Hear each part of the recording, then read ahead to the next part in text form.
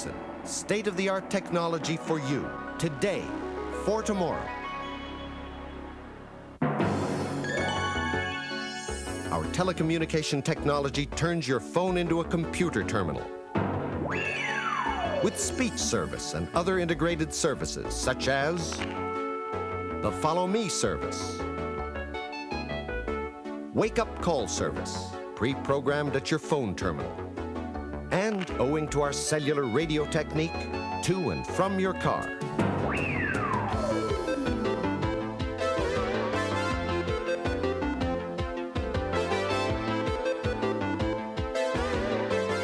But without your car as well. Our system also covers services such as teletext, videotext, and can also provide a nationwide network overview.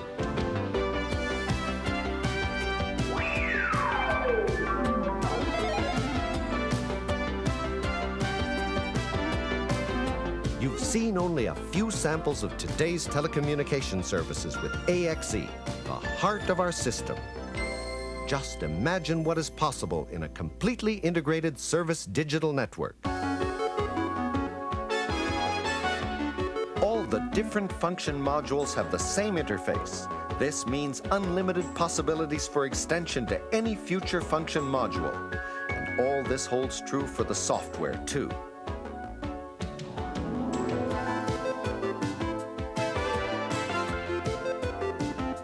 This is the modular principle of AXE. We also have extensive courses for training and education. Today for tomorrow for you. Continuation, state-of-the-art technology. Communication. Today for tomorrow. Another insurance for the future for you is our Maintenance Installation Production Support Center, MIPSC, where you are always directly in touch with AXE experts around the clock. You've heard of our worldwide reputation, state-of-the-art technology, highest quality, and in the long run, the lowest cost.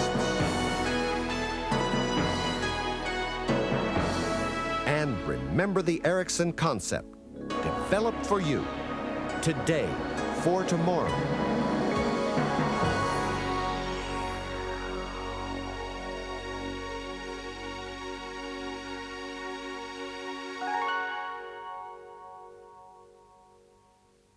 Admissions shot up 28%. At least 4 other colleges copied them, and though the computer market has collapsed since then, few here seem worried that these machines will suddenly be obsolete. In our case, though, Zenith is turning out to be one of the strongest computer companies of all, and so we have no concern about that. They are growing something like 200% this year. It's going to be obsolete in 3 years. Something will be much better than it, just because technology is going to roll along. But the computer that I have now, I will be able to use that for the rest of my life. I don't plan to keep it after I graduate here. I'll buy another one. This is where we were at the end of last time. 3 years into the computerization of Clarkson, and the simplest aspects of university life have changed. Computers have replaced even the blackboards in the statistics class of George Davis. Instead, a Z100 is connected to an overhead projector. Constraint number 3 became redundant. And the term computer literate takes on new meaning in humanities classes, where a computerized study guide helps students bone up on Machiavelli. The computer invasion 3 years ago became a personal revolution for humanities professor John Serio. Even he had to take computer classes with his freshman students. It was actually my midlife crisis. I was at this stage in my life when I thought I was either going to be left behind, by this advancing technology, or I really had to do something about it. Though Clarkson is basically a technical college, these high-tech homework companions aren't used much on science and math. It's English papers where they really get a workout. What do you use it for mostly now? Writing papers. I use the word processor mostly. Word processing, laying letters, Papers are great. Beyond homework, the more practical hackers in the crowd have adapted their computers to dreary domestic chores. Last year, my roommate used it to keep track of the phone bill because we had 4 people sharing a phone. And of course, the electronic presence has infiltrated students' social lives to the point where student-written computer games could qualify as a varsity sport. Initially, there were worries that Clarkson was generating a group of isolated hackers, but the computer was a binding force when finals rolled around. Well, I had a computer project due in like 2 days, and it took me like 3 days to write it. And I'd lost the material, and I took it down to the hall to a junior who was a computer science major, also a computer whiz at this. And he ran it through a couple programs and salvaged my program out. It's the campus repair shop that saves most students when it comes to technical glitches. Here, junior Michael Corrigan helps service 1,200 machines a year. Most of the problems are disk drives, but some come from hazards of student life. Spilling drinks on the keyboard. Working out late at night, drinking or something fun like that.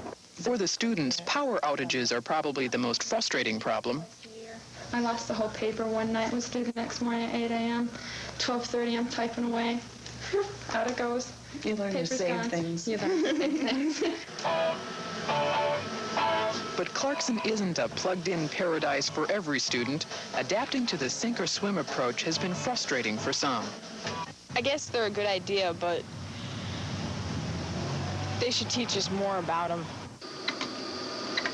Whatever the drawbacks, they haven't been great enough to spoil the university's persistent optimism that computers are the future of education. I don't think there's any question in the world that a computer will be on the desk of every college student one way or another in 10 years or less.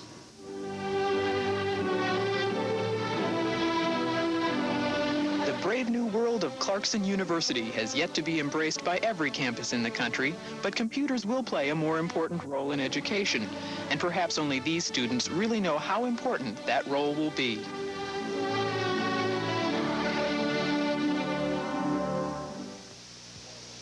The computer requirement at Clarkson University did spawn a cottage industry of student and computer aids. One of the unique inventions was a special computer cover to keep spilled soft drinks off the keyboard. Sales were brisk. You're watching Sleepcore. Pleasant dreams.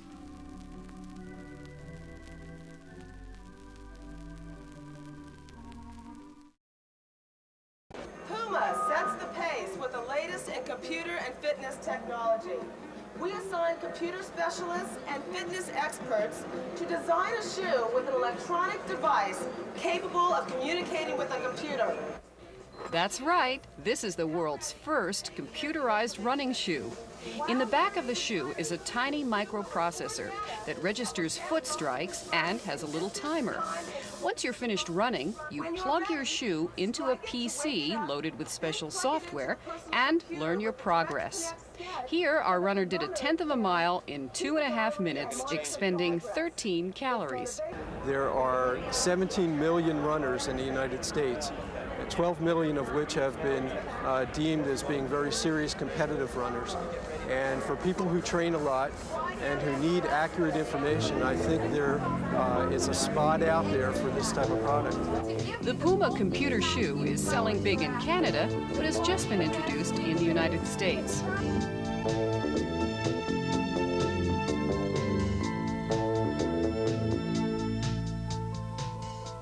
Welcome to the session on competitive analysis. I'm Karen Carner, and I'll be your host.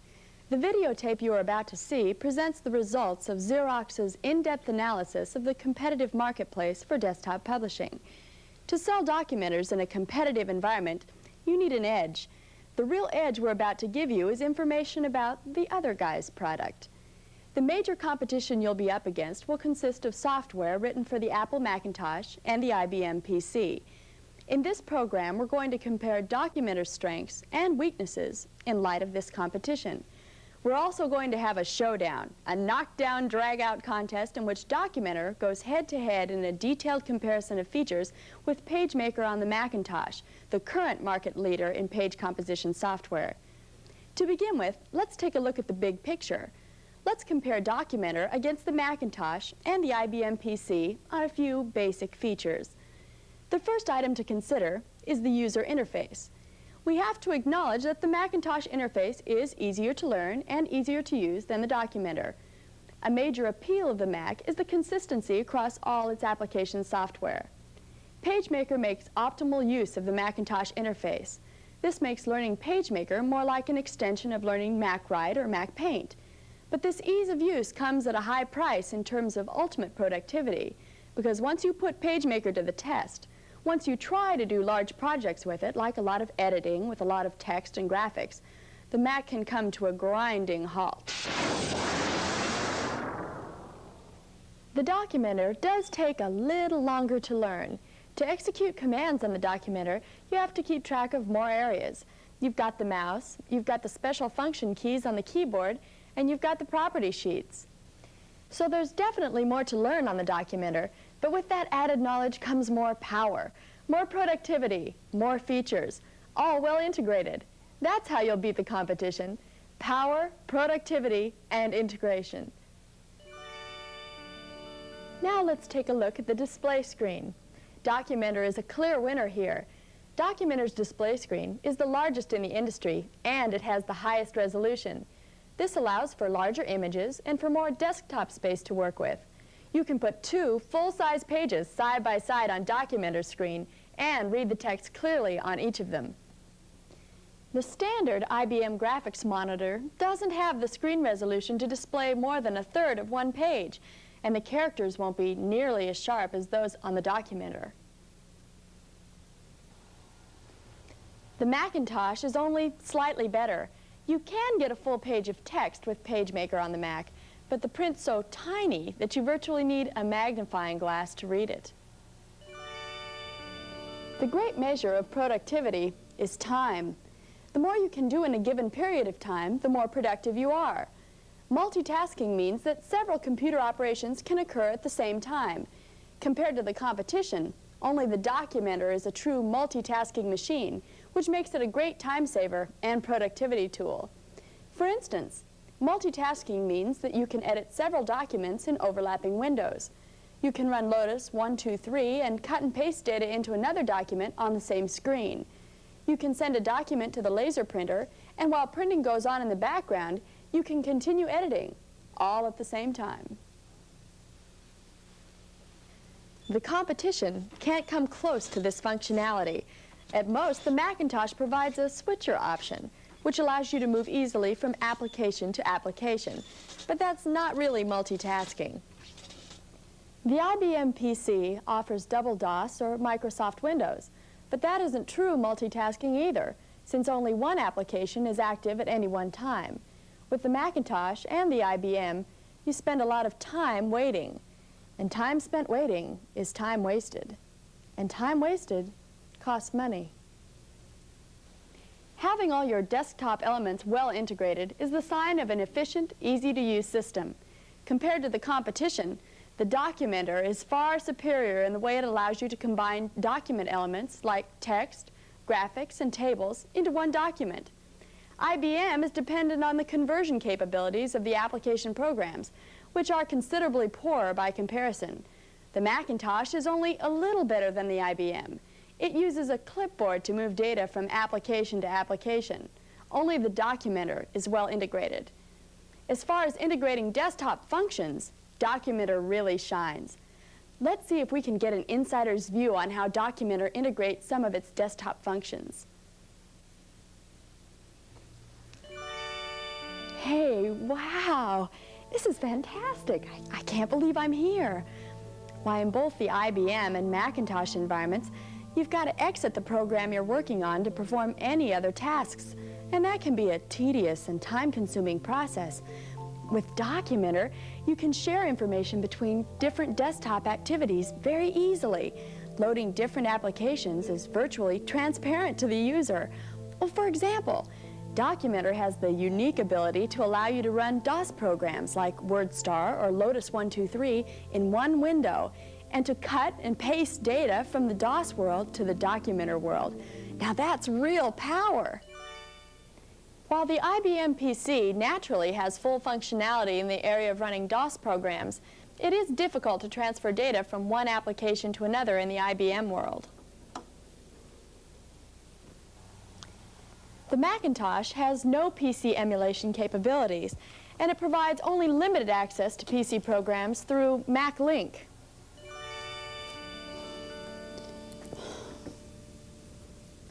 Converting industry bestsellers like WordStar, Lotus, and VisiCalc on the Macintosh can be a messy, cumbersome job. You need to hook the Mac up to the IBM with a cable and then run 2 programs simultaneously. No fun at all. Converting files on Documenter is far superior to Macintosh in ease of use. All you do is copy your file into the file conversion utility, and the system does the rest. The ability to use multiple typeface styles and sizes on the same page is important to some customers, and IBM and Macintosh both have photo typesetting drivers which allow them access to the extensive font libraries available in outside printing houses.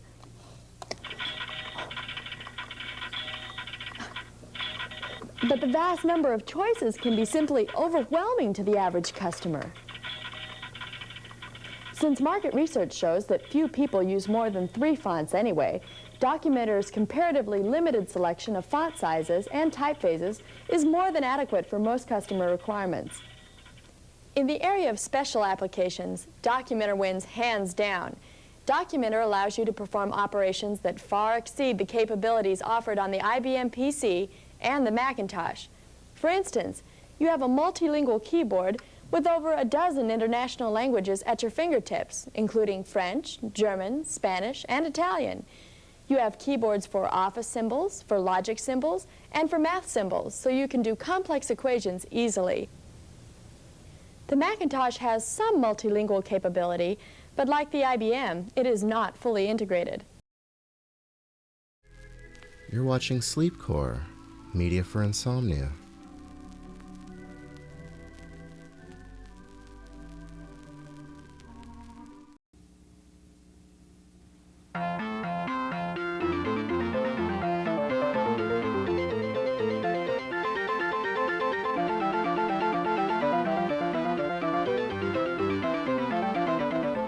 Hello, I'm Theo Mandel from IBM Corporate Technical Education. I would like to introduce Dick Berry, who will talk about the background and philosophy behind the CUA architecture. Dick was the lead architect of CUA. I like to think of Dick as being the father of CUA. It has been said that I'm the father of CUA. I have just one question. If I'm the father, who is the mother? Hello, I'm Dick Berry from the User Interface Technology Group in Boca Raton. I'd like to preface this presentation with some remarks about the progress that's been made in user interface design throughout the industry in the past several years. The intent is to help you put CUA in perspective and to give you some insight as to why CUA must evolve.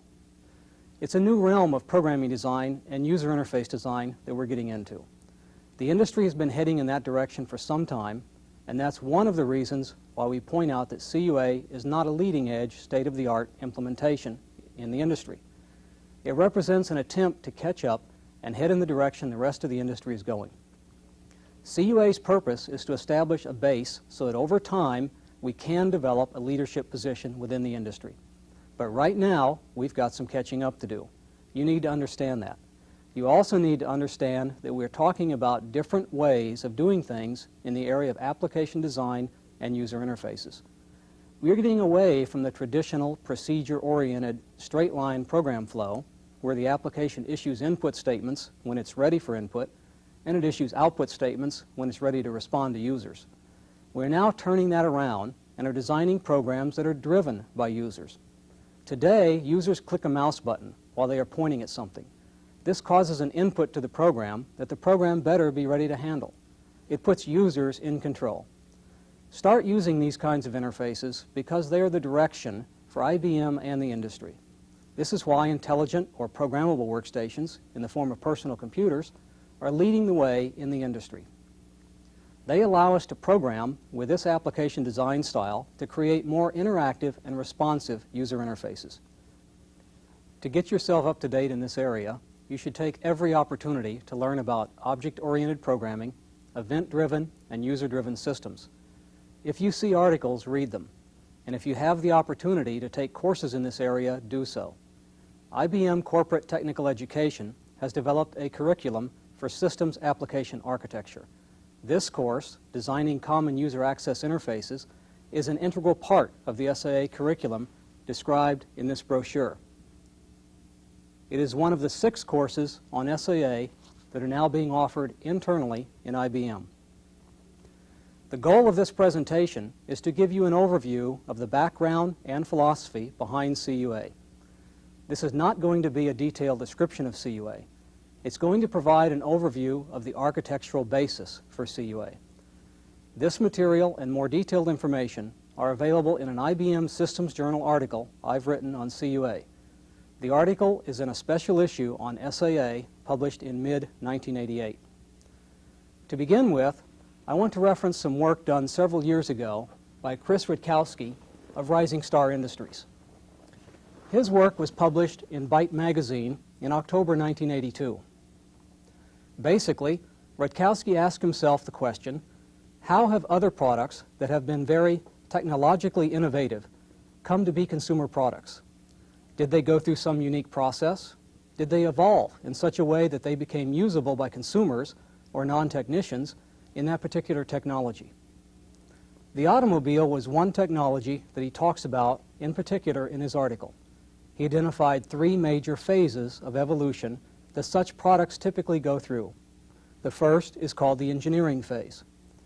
In this phase of product evolution, the engineers and technology specialists first identify the technology, look for the potential benefits of the technology, and start developing prototype products. They actually conceive the product, and they are also the first users of the product. During this point in the product's evolution cycle, you will see it appear in magazines like Popular Science as inventors' ideas. They propose these new ideas as the forefront of technology, and they predict that these products will be in the marketplace in the next few years. During this period, the product gains popular notice. For Rutkowski's analogy, the automobile, this happened prior to 1900. Inventors were experimenting with internal combustion engines, the primary new technology that contributed to the development of the automobile. That was before the turn of the century, and it led into the next phase, which is called the enthusiast phase. This phase is characterized by a group of enthusiasts who recognize the novelty and benefits of using the new technology. This period is characterized by the formation of user groups, publications, and magazines dedicated to users of these new devices. These users are typically not willing to undergo a great amount of difficulty, but they will put up with some of the quirks and idiosyncrasies of these products and their engineering designs. The enthusiasts recognize the usefulness of the product, and this is also the first group to be vocal about ease of use problems with the product. They give feedback to the designers about ways to improve it. You can begin to see parallels in the computer industry. By the way, this phase happened with automobiles after the turn of the century. People used to go out in their automobiles on weekend drives. They were used mainly for recreational purposes, like going on a picnic on weekends. They were not major forms of transportation, and certainly not necessities. They were luxury items for recreation. In the computer industry, I believe this phase started about the mid-1970s, especially with respect to personal computers. Byte magazine started up, and a lot of other PC magazines came along in the late 1970s and early 1980s. At that time, we saw the formation of PC users groups. What also happens during this phase is an increased demand because there is more public awareness. That increase in demand starts a cost spiral, which lowers the product's cost, increases the demand further, and so forth. This leads us into the consumer phase of product evolution. Look at the trend in computer prices over time. Finally, Rutkowski proposed that the product becomes accepted at the consumer level when feedback contributes to the product architecture such that usability problems are fixed, because users at the consumer level are not willing to put up with a product's ease of use problems. We're going to talk quite a bit about consistency.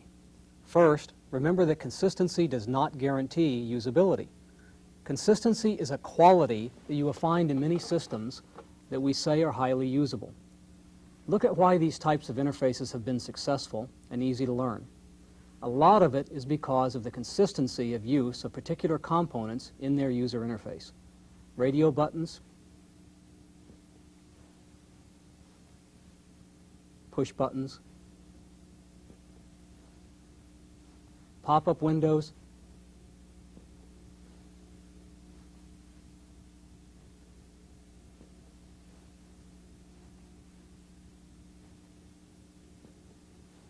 and entry fields provide a standard set of components, and these components are used consistently throughout the interface.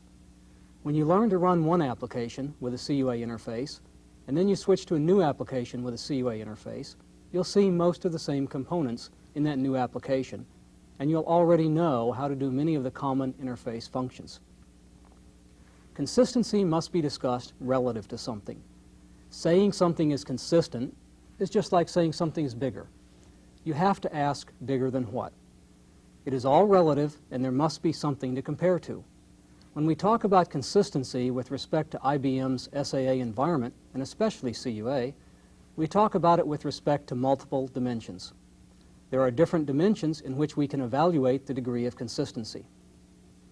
Along the vertical axis, we have consistency within a product line with respect to models of the product and over time. For example, I can talk about consistency of a Model 20 with respect to a Model 10, or a Model 50 with respect to a Model 40. I can also talk about consistency of a product's Release 2 with respect to Release 1. This is often called upward compatibility. Release 2 is upward compatible if the same concepts and techniques for doing things in Release 1 map into Release 2. So they are consistent with respect to each other. Another dimension of consistency is consistency across the audience. This is shown along the horizontal axis. Here we can identify two characteristics of the audience. One is their profession, such as an accountant, a lawyer, a banker, or a graphics designer. First, we have to assess the consistency of the user interface with respect to the different professions we expect to use the interface. Is the interface appropriate for a banker also appropriate for a lawyer, an accountant, or a graphics designer? We have to address this type of consistency. The other characteristic we have to look at is user skill level. We have identified novice, casual, and expert as skill levels, but we also have to recognize that users exhibit characteristics of these three levels throughout their workday. For example, when you interact with a particular product, like a spreadsheet, you become an expert doing some things, like filling in the cells with values. You become accustomed to touch typing through that operation. So you're an expert user in filling in the cells and cursoring and typing in values and amounts and so forth. You become somewhat expert at the aspects of the application that you use frequently. You may need a little more help on other aspects that you do less frequently. You might still use the menu capabilities for printing because you never quite remember the proper command sequence. In other words, in some areas, you are a casual user and need some assistance. Finally, there are some areas of the application how to do transformations of one spreadsheet database into a database that is acceptable by another application. We have to recognize that a user interface really has to accommodate all of these levels of user skill concurrently, because any one of us exhibits all of these characteristics when we're using a particular application or set of applications. The third dimension is the one to which CUA and SAA in general are most applicable, and that is cross-systems consistency. When we talk about consistency, we do not necessarily mean exactness. Exactness is not always necessary. What's more, it's not always desired. Think back a minute to the automobile analogy. We can fairly easily go from one car to another, and much of our learning transfers from our prior experience to this new experience, the new automobile. We know that there are some fundamental concepts involved in driving an automobile that seem to transfer readily, and we are also able to deal with some differences. We know, for instance, that the location of the windshield wiper control varies from one car to the next. It may be on the dashboard in one car and may be on the steering column in another. That can give us problems. If we get into a rental car on a nice sunny day and look around to familiarize ourselves with where everything is, that can help. You might say, I'm in a rental car now. My wipers are on this lever on the right side of the column and not on the dash anymore. If it starts to rain, I might remember that. But if you don't check things out and are driving down the road in the dark and drive into a sudden thunderstorm, it might be quite disconcerting having to search for the wiper control. The point is, we know there are some factors that users tend to transfer more easily than others. No one has a good idea yet of how to quantify the effects of those factors. We do believe that the conceptual meanings of these standard components and their relationships with each other are more constant and therefore transfer learning from one environment to another. We also believe that physical characteristics, like the location of the window wiper control or the keyboard layout of a computer, are the things that will change more rapidly based on our evolving technologies. So we have to develop an architecture for our user interface that accommodates changes of those physical characteristics, but can hold the conceptual characteristics more constant to achieve transfer of learning. So with respect to the user interface, we have taken the analysis of consistency a step further. Let's pause again and see if you have any questions about the dimensions of consistency.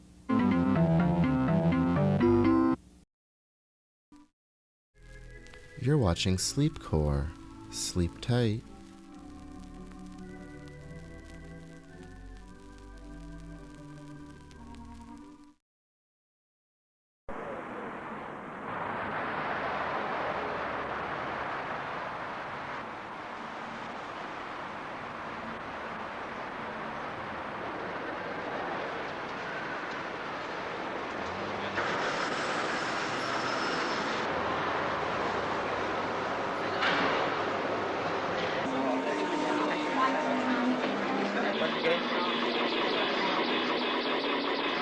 Take it easy, guy. 38 miles.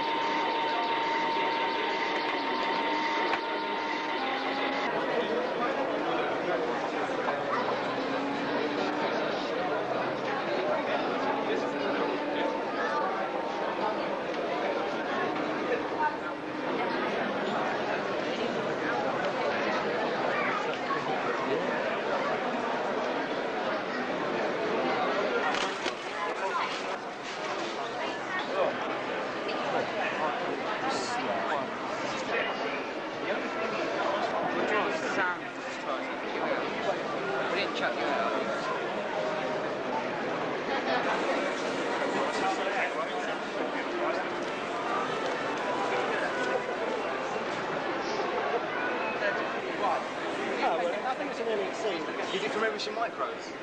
Sorry? Who's it from? Robertson. I don't know that one, unfortunately. Yeah, Robertson. Yeah. Anyway, okay. Thank you. 87,000 feet. 87,000 feet.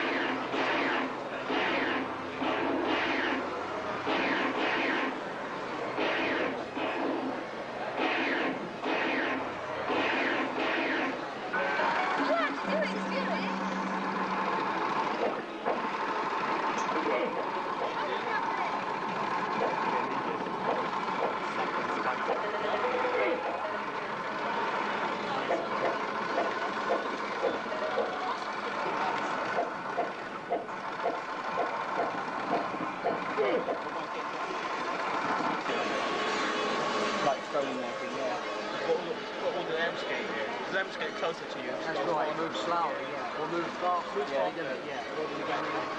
In the depth. Yeah.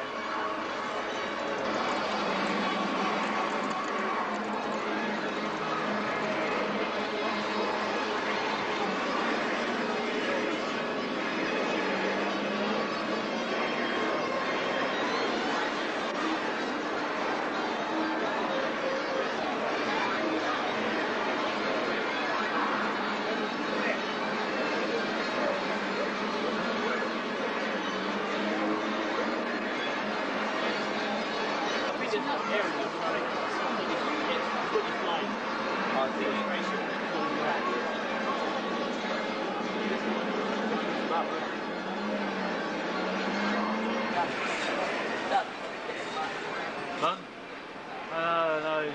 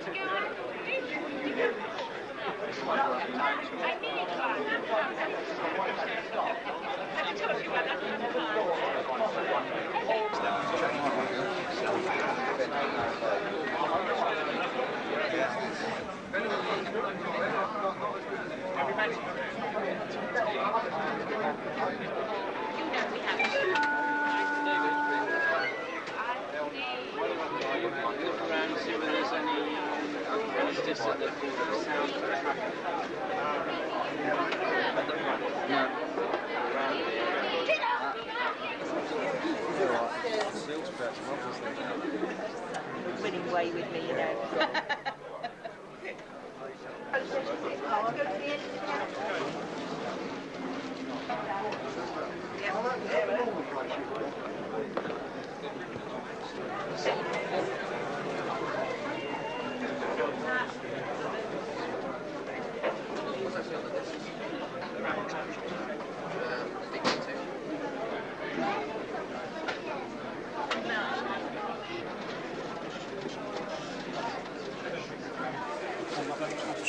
Small than what we've got. Apart from it, they're nice enough. Solid piece of it.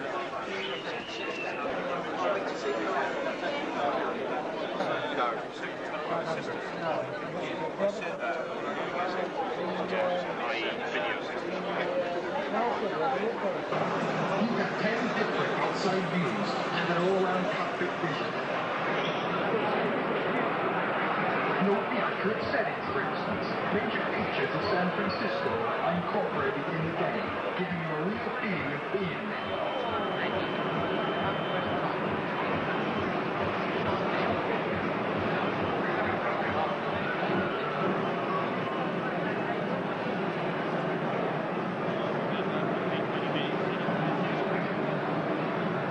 Your plane performs just like the real thing, right down to the ejector seat.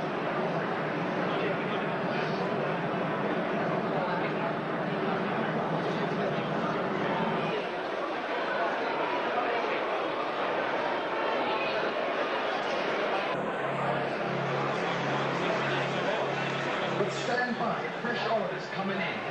Force 1 with the President on board is in trouble. He needs your help against a formidable enemy. Return to your cockpit and stand by for interception.